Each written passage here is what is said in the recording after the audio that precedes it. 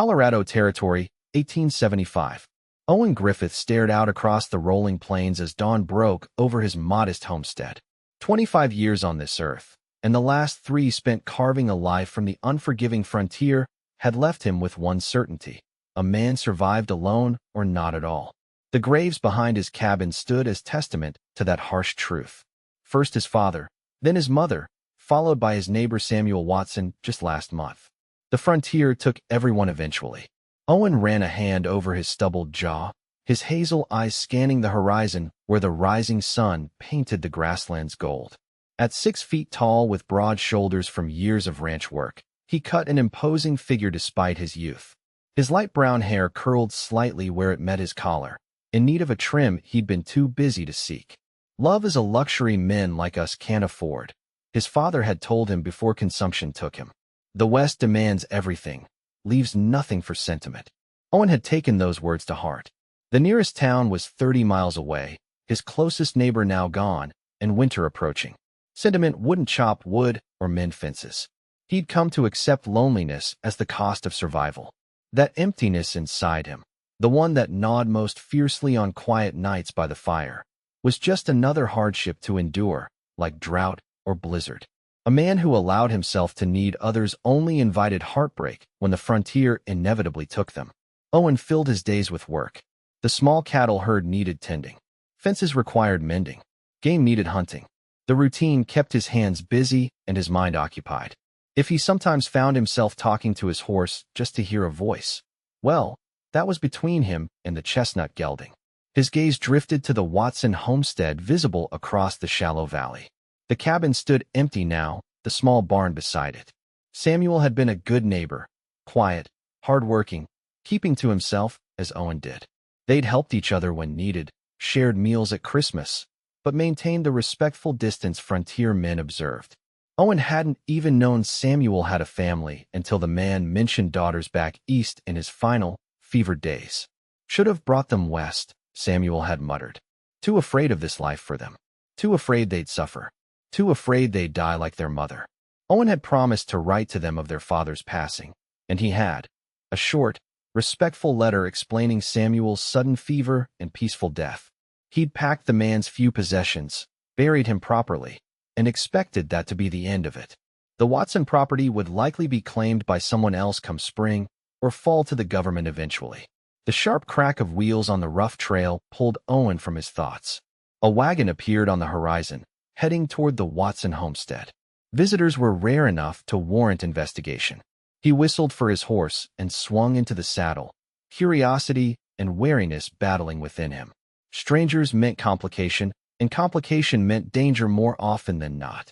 The wagon had stopped before the Watson cabin by the time Owen crossed the shallow creek dividing their properties. A slender figure in a dusty blue traveling dress stood beside it, shading her eyes against the morning sun as she studied the modest structure. "Hello there," Owen called, keeping his distance. "That property's abandoned. Owner passed last month." The woman turned, and Owen felt the impact of her gaze like a physical force. She was young, perhaps 20 at most, with rich chestnut hair partially contained beneath a practical bonnet. Her face, though weary from travel, possessed a delicate beauty that seemed entirely out of place in this harsh landscape. "Mr. Griffith?" she asked, her voice carrying a genteel Eastern accent. Owen frowned, instinctively wary.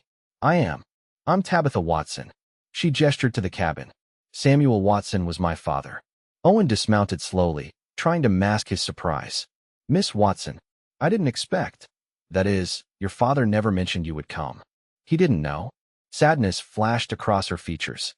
"Your letter arrived just as we were at our most desperate. Providence, perhaps." Only then did Owen notice movement within the wagon. A small face peered out, a child with the same chestnut hair as Tabitha. Then another appeared beside it. "Your siblings?" he ventured. Tabitha nodded, her posture straightening with quiet dignity. "Yes, 7 of us in total. I'm the eldest at 20. Then James, Elizabeth, Charlotte, Margaret, William, and little Thomas, who's just 5. 7 children." Owen felt momentarily dizzy at the thought. 7 mouths to feed on land that barely sustained one man. "Miss Watson, I don't think you understand. This land, it's not like back east. Winter's coming. There's no town nearby, no school, no. We understand perfectly, Mr. Griffith, she interrupted, her voice gentle but firm. Our situation in Boston became untenable after our landlord raised the rent. Father sent money when he could, but it wasn't enough. She glanced back at the wagon, at the small faces watching them. This land is ours now. We'll make it work. How do you propose to do that? Owen asked, unable to keep the skepticism from his voice. Farming takes strength, experience. Raising livestock. We're not helpless, Mr. Griffith, she said. James is 18 and strong. I've managed a household since our mother died 8 years ago. The others are young but willing.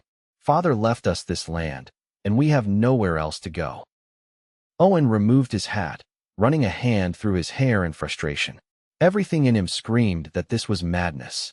7 children and a young woman with soft hands and city manners couldn't survive a Colorado winter. Your father would want me to be honest with you, Miss Watson. This life, it'll break you.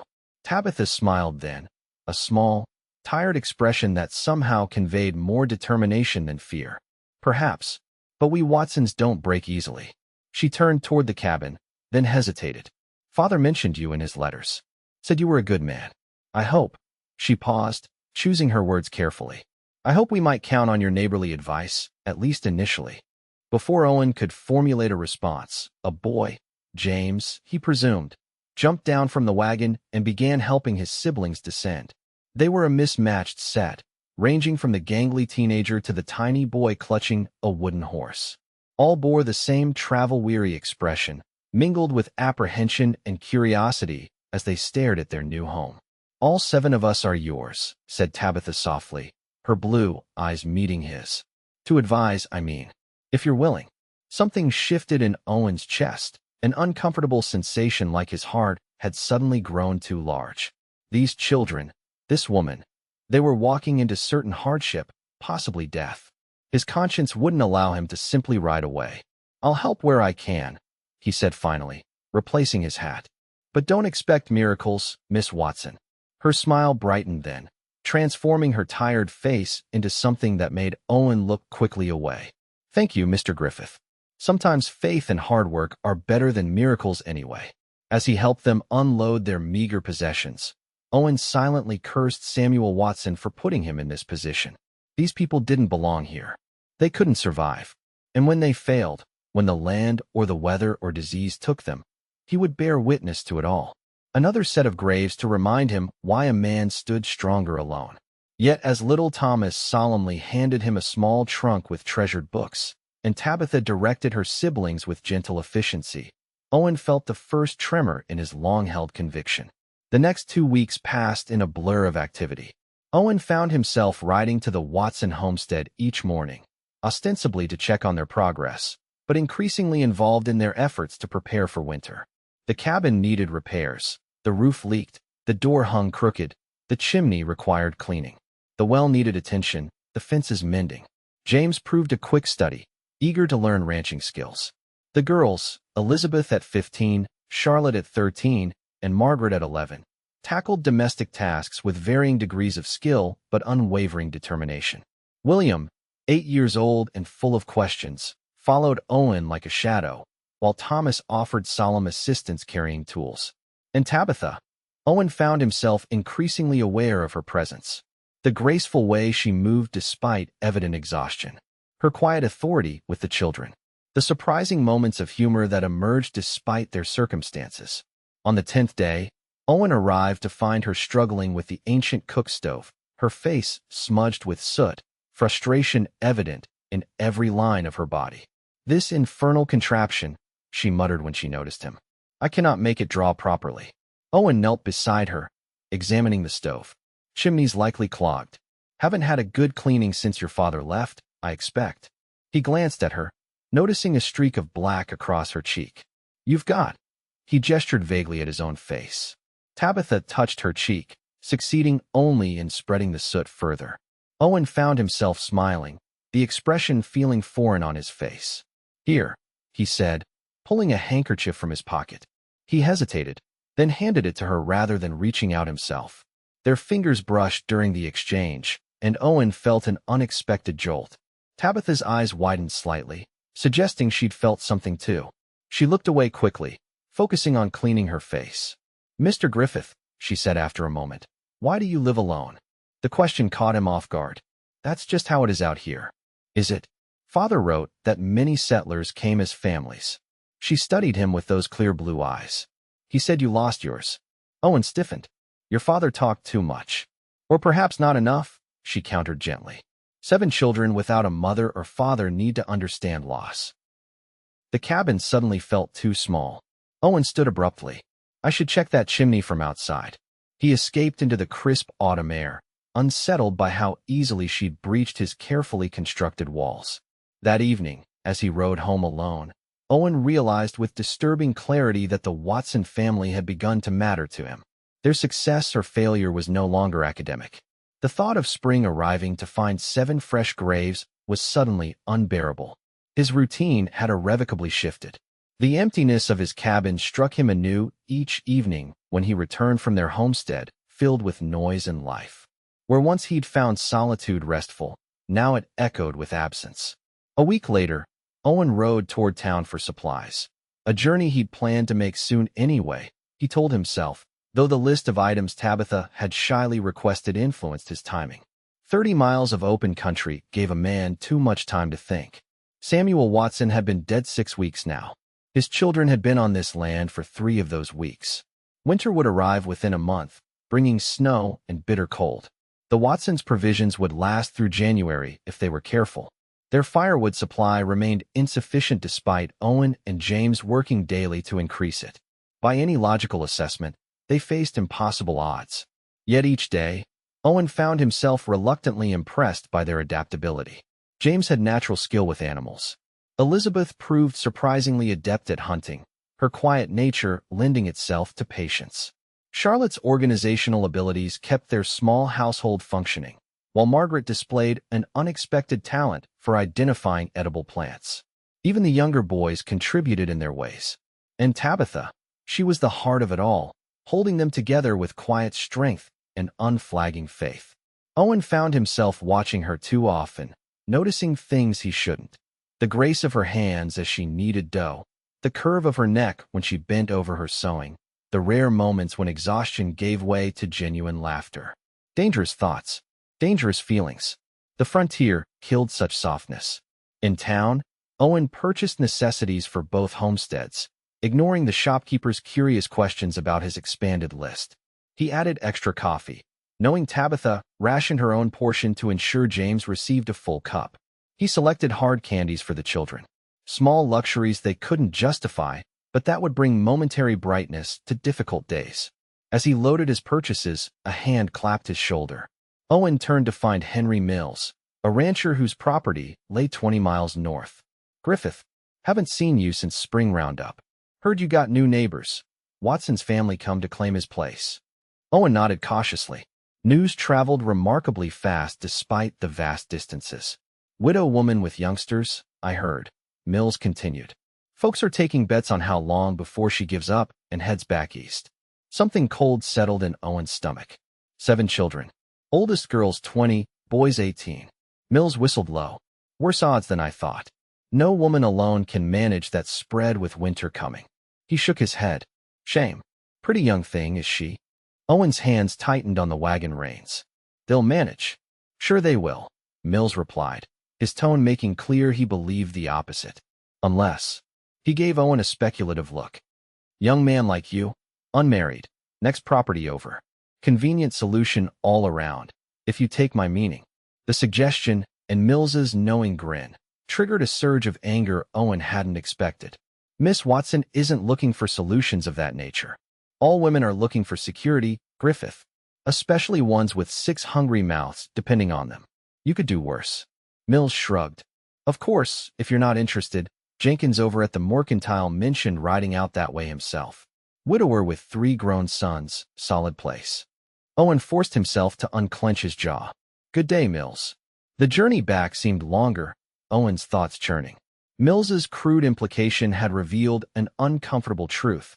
He wasn't the only man who would see Tabitha's vulnerability as an opportunity. Others would come, offering marriage as salvation. Would she accept out of necessity? The thought bothered him more than it should. He arrived at the Watson homestead near sunset, the cabin windows glowing with lamplight. Before he could unload the supplies, the door burst open and the children tumbled out, excitement evident at his return. Thomas wrapped his arms around Owen's legs, while William peppered him with questions about town. The girls circled the wagon, exclaiming over the supplies. Tabitha appeared in the doorway, wiping her hands on her apron. The simple domestic image struck Owen with unexpected force. For a moment, he could almost imagine this was his family welcoming him home. "You've brought half the store," she said, noting the loaded wagon. Owen shrugged uncomfortably. "Winter's coming. Thought you could use the extra." Her eyes softened. "You're very kind, Mr. Griffith." "Owen," he said suddenly. "My name is Owen." A smile curved her lips. "Owen, then. And I'm Tabitha, not Miss Watson." Something shifted between them in that moment. A small but significant change neither acknowledged aloud. Later, after the supplies were unloaded and the excited children persuaded to bed, Tabitha invited him to stay for coffee. They sat at the rough-hewn table, the cabin quiet save for the children's soft breathing from the sleeping loft and the occasional pop from the fire. "Did people in town speak of us?" she asked quietly. Owen hesitated. "News travels. And the news is that we won't survive the winter." It wasn't a question. She cupped her hands around her coffee mug, seeking its warmth. "They're probably right." "No," Owen said, more forcefully than he'd intended. "You're doing well. Better than I expected." "High praise indeed," she said with a small smile. "But I'm not blind to our situation, Owen. We're underprepared, inexperienced." She glanced toward the sleeping children. "I can't bear the thought of failing them." The vulnerability in her voice pierced him. Without thinking, Owen reached across the table, covering her hand with his. "You won't. I'll make sure of it." Tabitha's eyes widened at the contact, but she didn't pull away. Instead, her fingers turned, interlacing with his. A simple connection that seemed to ignite every nerve in Owen's body. "Why?" she whispered. "We're nothing to you. Just your dead neighbor's family." The question demanded truth Owen wasn't ready to confront. He withdrew his hand, the loss of contact leaving him oddly bereft. "It's what neighbors do out here," he said, retreating to safer ground. "We look out for each other." Disappointment flickered across her face before she masked it with a polite smile. "Of course. Well, we're grateful for your neighborliness." Owen left shortly after, riding home through darkness illuminated only by stars and a sliver of moon. The vast emptiness of the plains matched the hollow feeling in his chest. He'd spent 3 years convincing himself that solitude was preferable, safer, than connection. Now he found himself counting the hours until morning when he could justifiably return to the Watson homestead. The first snow fell 2 weeks later, earlier than usual. Owen woke to a world transformed, white blanketing the landscape. Fear seized him immediately. He saddled his horse and rode toward the Watson place, fighting through drifts already forming in the low areas. He found them preparing for the day as usual, though the children pressed excited faces to the window, marveling at the snow. Tabitha seemed unsurprised to see him, as if she'd known he would come. "We're fine," she said, answering his unasked question. The roof held, the fire stayed lit. Relief washed through him, followed by self-consciousness at his obvious concern. He'd ridden over without even taking time for breakfast, his hair uncombed beneath his hat. "Good. That's good." He stood awkwardly in the doorway, suddenly aware he had no practical reason to be there. Tabitha solved his dilemma by inviting him to join them for breakfast. Owen found himself seated at their table, surrounded by children peppering him with questions about snow and winter and whether they could build a snow fort. The simple domesticity of the scene struck him powerfully. After the meal, he helped James secure the livestock, showed the older children how to check for drifts forming against the cabin walls, and explained the importance of maintaining clear paths to the barn and outhouse. When he finally prepared to leave, Tabitha walked him to his horse. "Will you come for supper tomorrow?" she asked. "The children would like it. And so would I." Owen hesitated. Regular meals with the Watsons would blur lines he'd carefully maintained. Yet he found himself nodding. "I'd like that." That evening meal became a pattern, a rhythm to their days. 3 times a week, Owen would join the Watson family for supper. He told himself it was practical. He could check on their welfare, advise on ranch matters, ensure they remained prepared for deepening winter. But the truth lay in the warmth that filled him when Thomas scrambled onto his lap to show him a drawing, or when William proudly recounted the day's accomplishments. It lay in the laughter around the table, the way the girls included him in their conversations, and James's growing confidence as Owen taught him ranching skills. Most of all, it lay in the quiet moments with Tabitha after the children retired, moments of conversation beside the fire, sharing coffee and thoughts, and carefully edited pieces of their pasts. "You never speak of your family," she observed one evening in late December. Owen stared into his coffee cup. "Not much to tell. Father brought us west when I was 16. Mother died the first winter. Father lasted another 5 years before consumption took him. I'm sorry." Her voice held genuine compassion. "And no siblings." He shook his head. "Just me. That must be lonely." The simple observation struck deeper than she could know. "It's safer," he said without thinking. Safer than what? Owen realized his mistake too late. Nothing. Just thinking aloud. Tabitha studied him, her perceptiveness unsettling. "You believe being alone protects you from loss, doesn't it?" The challenge in his voice surprised even him. "No," she said softly. "It only guarantees you'll always be alone." Her words followed Owen home that night, echoing in his mind as he entered his empty cabin. The contrast between the Watson home, full of life despite its hardships, and his own silent dwelling had never been starker. January brought bitter cold and heavy snow. Owen found himself checking on the Watsons daily, often staying from morning until evening to help with increasingly difficult chores. The snow piled higher, making travel between homesteads treacherous at times. Still, he made the journey, unable to stay away despite the risk. One evening, as a particularly fierce storm howled outside, Tabitha asked the question he'd been dreading. "Why do you keep coming, Owen? Day after day, regardless of weather or danger?" They sat alone by the fire, the children asleep above. Her face, illuminated by firelight, showed genuine puzzlement. "I told you, neighbors look out for each other." "Is that all we are? Neighbors?" Her voice held a note of challenge. Owen stared into the flames, avoiding her gaze. "What else would we be? I had hoped friends, at least." She hesitated. Or perhaps something more. His heart hammered against his ribs. "Tabitha, you care for the children," she continued. "I see it in every interaction. And sometimes, I hope, you might care for me as well." The directness of her words left him no place to hide. Owen stood abruptly, moving away from her, needing distance. "Caring is dangerous out here," he said, his voice rough. "The frontier takes everything eventually. Everyone. So you'll never allow yourself to care for anyone? That's your answer." Hurt and disappointment colored her tone. "It's the only answer that makes sense." He turned to face her. "Look around you, Tabitha. One bad season, one illness, one accident. That's all it takes. I've dug too many graves already." "So have I," she replied, rising to stand before him. "I buried my mother at 12 years old. I've faced poverty and hunger and desperation. But I've never stopped caring, Owen. Never stopped loving. Because without that, what's the point of surviving at all?" Her words cut through his carefully constructed defenses. Owen found himself reaching for her, his hands framing her face with unexpected gentleness. "I can't lose you," he admitted, the truth finally breaking free. "Any of you. I couldn't bear it." Tabitha covered his hands with her own. "None of us knows what tomorrow brings. But I'd rather face whatever comes with you than be safe and alone."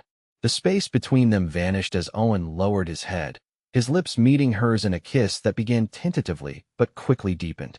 Years of solitude and denial crumbled in the face of this simple, profound connection. When they finally parted, both breathing unevenly, Owen rested his forehead against hers. "I should go," he whispered, though everything in him rebelled at the thought. "Stay," she said. "The storm's too dangerous. You can sleep by the fire."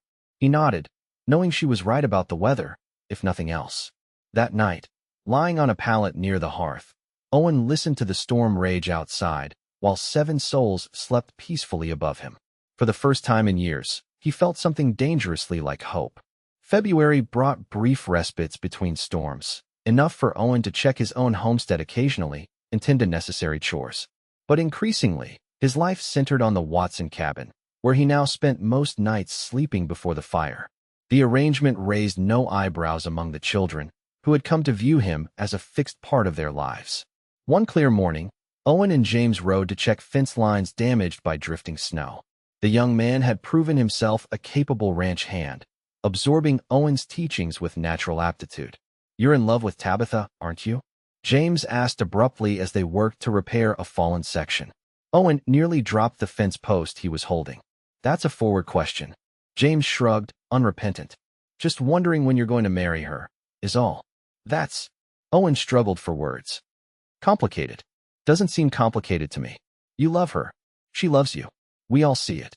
The casual confidence in the boy's assessment unsettled Owen. "Your sister deserves better than a man with nothing to offer but a rundown cabin and uncertain prospects." James laughed, the sound startlingly adult. "Better than what? 7 orphans facing frontier winter? You've already saved our lives, Owen.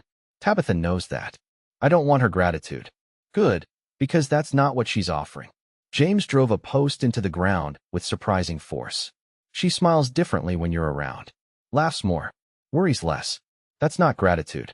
Owen remained silent, focusing on the fence repair while his mind churned with James's observations. That evening, when the children had gone to bed, he found himself studying Tabitha as she mended clothing by lamplight, noting the graceful movements of her hands, the way her chestnut hair caught the golden light. "You're staring," she said without looking up. "Just thinking." "About what?" Owen hesitated, then decided on honesty. "About how much has changed since you arrived." She set her mending aside, giving him her full attention. "For the better, I hope?" "Yes," he admitted, "though I wouldn't have believed it possible 3 months ago." Tabitha smiled. "Nor would I. I was terrified when we arrived, certain we'd made a terrible mistake. Those first weeks, I cried myself to sleep every night, afraid I'd led my siblings to disaster." The confession surprised him. "I never knew. I couldn't let them see my doubt. And then, you came along." Her expression softened. "You made me believe we could survive here." "You would have managed," Owen said, meaning it. "You're stronger than you know." "Perhaps.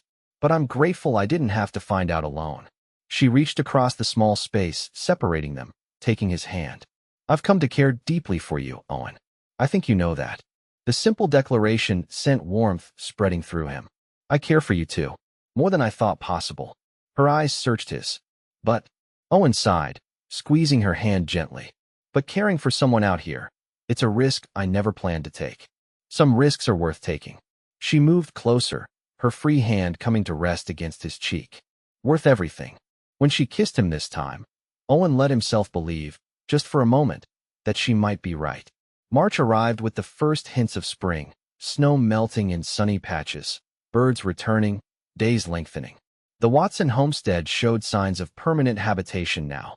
A vegetable garden marked out for planting, chicken coops constructed, fences repaired, the cabin made more comfortable with small touches that transformed it from shelter to home. Owen found himself spending more time there than at his own place, returning to his cabin primarily to check livestock and handle necessary maintenance. The path between the 2 homesteads was well-worn now, even visible through remaining snow patches. The children had begun to view him as a permanent fixture in their lives.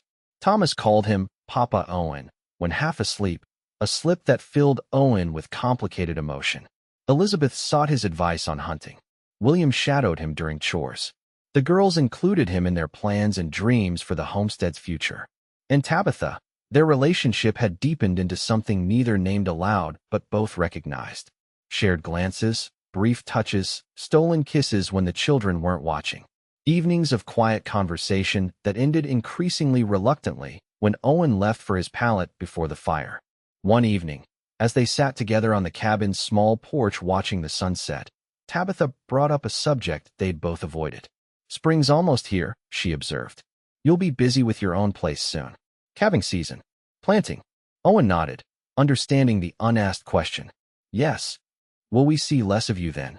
The uncertainty in her voice prompted him to take her hand. "Not if I can help it." She studied their intertwined fingers. "This arrangement, it can't continue indefinitely. People will talk when we start interacting with others more." "Let them," Owen said, surprising himself with his vehemence. "The children need stability, Owen. Clear understanding of what the future holds." She met his gaze directly. "So do I." The moment stretched between them, heavy with implication. Owen knew what she needed to hear. The words hovered on his lips, but fear held them back. Before he could respond, shouts from inside called Tabitha's attention. The conversation remained unfinished, but Owen felt its weight as he rode home that night. Standing at a crossroads, he could see two futures clearly. One continuing alone on his homestead as he always had, the other building a life with Tabitha and her siblings. Safety versus risk. Isolation versus connection. The choice seemed simple and impossible all at once. 3 days later, Owen rode toward town for spring supplies. The journey gave him time to think, too much time. By mid-afternoon, he'd reached his destination, securing his horse outside the general store before entering. Jenkins, the proprietor, greeted him with surprise. "Griffith, twice in one winter. Must be a record for you." Owen nodded politely, focusing on his list of needed items. As Jenkins gathered the supplies, other customers entered, including Henry Mills, who immediately approached Owen. "Well, if it isn't the family man," Mills said with a knowing grin. "How are those Watson orphans faring?" "Fine," Owen replied shortly, hoping to discourage conversation. Mills wasn't so easily deterred. "Heard you've been spending considerable time over there. Practically moved in, some say." Owen stiffened. "People should mind their own business." "Just neighborly concern," Mills countered, though his expression suggested otherwise. Pretty young woman alone with all those children, bound to raise questions about intentions. Anger flared in Owen's chest. Miss Watson's reputation is beyond reproach. "For now," Mills agreed. "But spring's coming. More folks will be traveling, visiting, noticing." He shrugged. "Of course, there's an obvious solution. One that would quiet any talk and secure their situation permanently." The suggestion, however crudely made, echoed Owen's own thoughts too closely for comfort. He turned away, focusing on completing his purchases in silence. As he loaded his wagon, however, Mills's parting comment followed him. "Jenkins mentioned riding out that way himself next week. Widower needs a wife, and those children need a father with means." The journey home passed in turmoil, Owen's thoughts circling relentlessly. The idea of another man, Jenkins, or anyone, offering Tabitha security and stability twisted something inside him. Would she accept out of necessity? The thought was unbearable. Yet what was he offering as an alternative? Continued uncertainty? Vague intentions? A divided life between two homesteads? He arrived at his cabin near sunset, but rather than unloading his supplies, he changed horses and continued toward the Watson place. The need to see Tabitha, to resolve the question hanging between them, drove him forward despite the gathering darkness. The cabin windows glowed with lamplight as he approached. Before he could dismount, the door burst open, and Thomas ran out, followed closely by William. "Owen, you're back." Thomas launched himself forward, and Owen caught him automatically, swinging the boy into his arms. "Careful there," he cautioned, though he couldn't help smiling at the enthusiastic greeting. William tugged at his sleeve. "We thought you weren't coming tonight." Tabitha said. He broke off, looking guilty. "Said what?" Owen asked, setting Thomas down. William shuffled his feet. "That you had your own place to tend to, and we shouldn't expect you every day." The words stung, though Owen recognized their truth. His divided attention wasn't sustainable. Entering the cabin, he found the other children engaged in evening activities, the girls sewing or reading, James cleaning a rifle. They greeted him warmly, but with less surprise than the younger boys, as if they too had been prepared for his potential absence. Tabitha emerged from the small bedroom, pausing when she saw him. Something flickered across her features, happiness quickly tempered by caution. "Owen, we didn't expect you tonight. I needed to see you." He glanced around at the children. "All of you." The evening passed with unusual restraint on both sides. Owen felt Tabitha's careful distance, understood she was preparing herself, and the children, for changes ahead. The thought brought a hollow feeling to his chest. After the children retired, Tabitha joined him by the fire, her expression composed but eyes revealing her uncertainty. "You went to town," she observed, noting his trail-worn appearance. Owen nodded. "For supplies. Did you hear any news?" He hesitated, then decided on honesty. "Jenkins, the mercantile owner, apparently plans to ride out this way soon." Her brow furrowed. "Whatever for?" "He's a widower, looking for a wife." Owen forced himself to meet her gaze. Someone mentioned you might be receptive to such an offer. Understanding dawned in her eyes, followed by a flash of something like anger. I see. And you believe this? I didn't say that. You didn't have to. She stood abruptly, moving away from him. After everything these past months, you still don't understand. Owen rose as well, frustration building. What don't I understand, Tabitha? That you need security for these children? That a man with established means could provide that better than I can? That I love you, she said simply, the words stopping him cold. That the children love you. That we've been waiting for you to decide whether you can brave loving us back. The declaration hung between them, stripping away pretense and evasion. Owen crossed the room slowly, until he stood before her. I do love you, he admitted, the truth finally breaking free. All of you. So much it terrifies me. Why? She asked softly. Because I've spent years convincing myself that caring for others only leads to pain. That the only safe path is isolation. He took her hands in his. But these past months with you, with the children, I've been happier than I ever thought possible. And that happiness comes with terrible risk. Tabitha's eyes softened. Life is risk, Owen. Love most of all. But it's also joy and purpose and meaning. She squeezed his hands. I can't promise we won't face hardship or loss. But I can promise that whatever comes, we'll face it together. The simplicity of her faith humbled him. Owen pulled her gently into his arms, burying his face in her hair. I don't want to lose a single day with you. Any of you. Then don't, she whispered against his chest. When he kissed her this time, it held the weight of decision, of choosing connection over isolation, love over fear. When they parted, Owen took a deep breath and asked the question that would change everything. Tabitha Watson, will you marry me? Will you and the children make a home with me? A real home, not divided between two places. Joy illuminated her face. Yes. With all my heart, yes. A sound from the loft made them both look up. 7 faces peered down at them, the children apparently not as asleep as they'd pretended to be. Does this mean Owen's staying forever? Thomas asked, his small voice hopeful. Owen looked at Tabitha, then back to the children. His children now, in every way that mattered. Yes, if you'll have me. The resulting cheer probably woke every creature within a mile. They married 2 weeks later in the small church in town, the children forming their wedding party.